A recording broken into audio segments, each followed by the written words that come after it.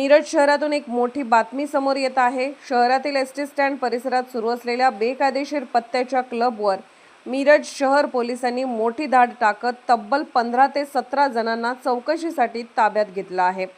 मिळालेल्या माहितीनुसार मिरज शहर पोलीस ठाण्याचे पोलीस निरीक्षक किरण चौगले यांच्या नेतृत्वाखाली विशेष पथकाने ही धाडसी कारवाई केली।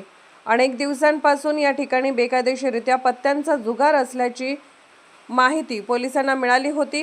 त्यानुसार नियोजनबद्ध पद्धतीने छापा टाकण्यात आला। कारवाई दरम्यान पोलिसांनी घटनास्थळावरून पत्त्याचे संच, मोबाईल फोन आणि इतर साहित्य जप्त केले आहे।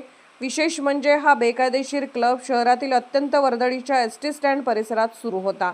ही कारवाई पोलीस अधीक्षक तुषार दोशी, अपर पोलीस अधीक्षक कल्पना बारवकर, उपविभागीय पोलीस अधिकारी अजय कोकाटे यांच्या मार्गदर्शनाखाली पोलीस निरीक्षक किरण चौगले तसेच गजानन बिराजदार, शक्ती पोखलेकर, सचिन काकडे, किरण पुजारी, सचिन आयवडे, राहुल गोसावी, मिलिंद पाठोळे आणि संतोष पाटील यांच्या पथकाने केली। Bureau report, police times news, Sangli.